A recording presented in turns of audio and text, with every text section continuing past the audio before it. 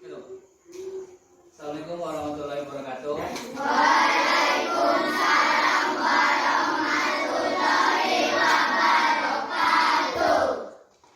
Apa kabar semua anak-anak?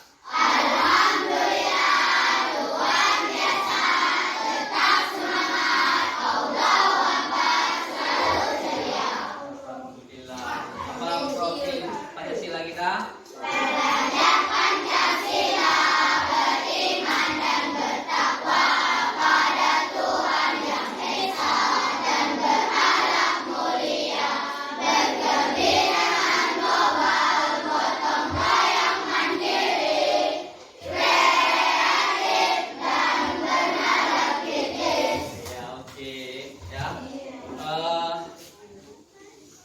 Sebelum kita memulai belajar pagi hari ini, ya, pada pelajaran IPA, siapa yang tidak sekolah?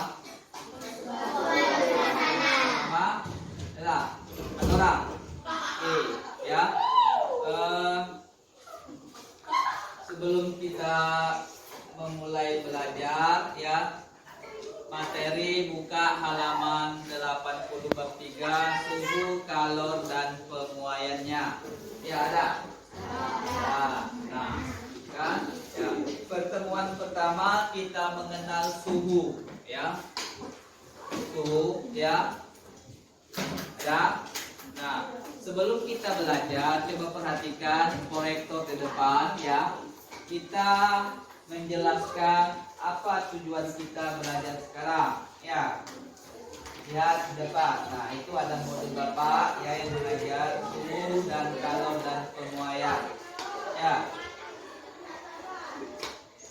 Nah, tujuan pembelajaran capai dulu ya, capai pembelajaran itu ya kita melakukan pengukuran, ya kita melakukan pengukuran baik konsep di mana kita memulai suhu, ya suhu berupa memahami hubungan konsep usaha, energi, mengukur besaran suhu yang diakibatkan oleh kalor yang diberikan sekaligus dengan memberikan isolator dan konduktor. Ya, tujuan pembelajaran kita adalah yang pertama itu mengatur suhu, ya. Melalui kegiatan percobaan, nanti kita mengikuti percobaan di kritis dan kreatif sama profil Pancasila kita, ya. Melakukan pengukuran besaran suhu, ya. Melakukan pengukuran besaran suhu. Nah, pergantian pelajaran. It's time for the mathematics. Nah, pertemuan pertama kita mengenal suhu, ya. Suhu itu apa ya? Suhu. Pergantian Apa suhu? Yang warna satu itu, ya. Pada dasarnya adalah besaran fisika yang hanya dapat dirasakan oleh indera. Ya, suhu adalah pada dasarnya adalah besaran fisika yang dapat dirasakan oleh indera, ya, oleh indera kita pada tubuh kita sendiri. Nah, kita melihat suhu kita itu pada tubuh kita itu, kita misal kalau ketika tidak kurang sehat badan atau demam atau sakit, ya, ya. Kamu masa kecil mungkin pernah ada termometer di rumah, ya, atau kamu masing-masing letakkan telapak tangan kamu di mana panas badan, ya. Nah, kan ada. Nah, kalau terasa panas berarti suhu badan kamu tidak sehat atau sakit, ya, lebih derajat 37 derajat Celcius panas atau sakit atau demam. Nah, ya itu dulu kalau kita belum ada menggunakan alat termometer, ya. Kalau kamu dulu, entah kamu masih kecil atau adik-adikmu sekarang sudah ada, kan? Nah, kalau sekarang di tahun 2020 awal sampai sekarang 2002 tahun yang lalu kita dilanda COVID-19 atau corona, ya. Corona tahu kan? Virus, ya, dimana kita itu diatur suhunya, maka kita tidak keluar menggunakan masker atau apa kemana kita keluar dari rumah, kan? Nah, Sebelumnya itu kita ada termogron. Termogron atau termometer, ya, alat pengguna corona, ya, pengetus suhu. Coba Okta tegak sini, ya. Nah, ya, ini ada alat termometer atau termogron. Ini pengukur suhu badan tubuh kita, ya. Ini terjadi waktu kita COVID-19 atau Corona, ya. Satu persatu masuk kakak-kakak kelas kamu dulu, ya. Kelas 7, kelas 8, kelas 9 dulu. Setiap masuk kelas atau masuk di pagar sekolah itu diukur suhunya, ya.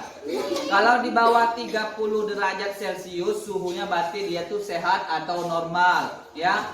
Nah, dia akan silakan masuk baik-baik saja. Kalau dia di atas 30 derajat Celcius, maka dia kurang sehat badan, ya. Maka dia istilahnya dipulangkan atau dikarantina. Kalau di kota-kota sekolah-sekolah itu dikarantina, ya. Terakibat virus COVID-19 atau corona, ya, kurang sehat. Ya, ini namanya termogron. Ya, termogron itu sama dengan termometer pengatur suhu kita. Oke, silakan duduk, ya. Tuh, ya. Nah, ini, ya. Ini diletakkan, ya, di kening atau di mana biasanya terletak terlalu panas, ya, atau di atas di kening, ya, atau di mana letaknya, atau di sini, ya, di bawah pipi, ya. Tuh, biasanya ada digunakan setiap hari selama COVID-19. Ini berguna juga untuk, ya, ketika kita tidak enak badan, ya. Ketika kita tidak enak badan, kita mudah mengukur suhu kita, apa kita kurang sehat atau tidak, ya. Nih, nah, kalau termometer alat kita di sekolah ada di laboratorium seperti ini, ya. Digunakan untuk mengatur suhu-suhu apa yang kita coba, uji coba, percobaan di dalam lab laboratorium ini, ya. Ini, nah, ada. Nah, ini tadi kan termometer, ya. Termometer yang ada di dalam lab laboratorium kita, ya. Ini banyak di dalam lemari, ya. Ini untuk mengatur suhu badan kita, ya. Tidak dari zaman dulu, ya. Nah, sekarang kita melihat gambar. Nah, entah kamu pernah, ya, di waktu kecil, ya, pernah kamu merasakan demam atau sakit. Nah, ini adalah celupan tangan. Ini observasi atau kita mengenal air hangat. Nah, air hangat, air dingin, dan air es. Kan kamu rasakan, ya. Kalau air hangat itu kan seperti hangat panas, kan, bersuhu tinggi. Satunya air dingin. Air dingin itu seperti air, ya, seperti air biasa, kan. Entah kamu air mandi, kan.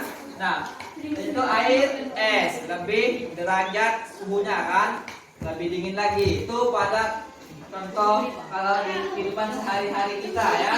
Nah, di bawah ini pernah entah kamu dulu atau sekarang yang sakit, ya, atau ada adik kamu sekarang di rumah.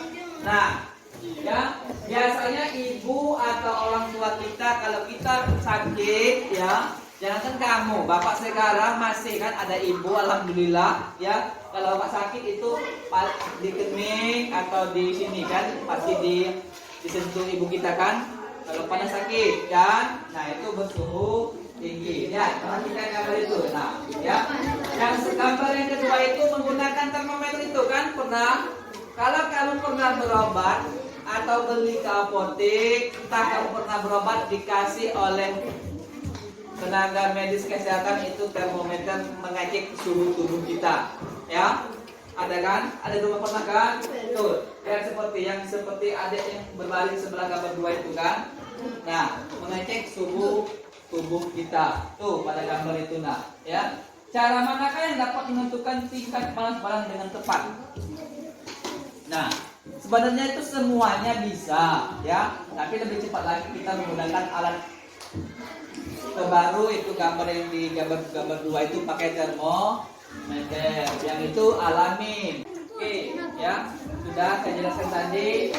Saya tanya lagi, Novi Cynthia, mengapa kita memerlukan alat ukur untuk suhu? Apa?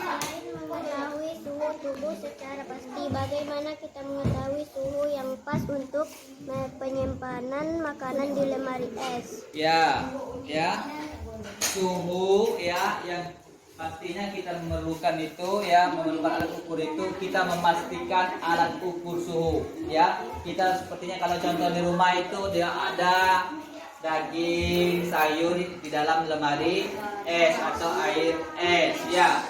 Nah, selanjutnya yang saya tanyakan lagi ya, coba.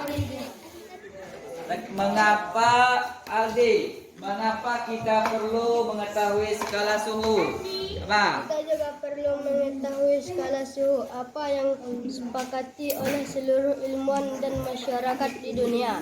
Tujuannya adalah agar tidak terjadi kesalahpahaman fatal berkaitan dengan derajat panas yang dimaksud sebenarnya. Ya, oke, benar. Ya.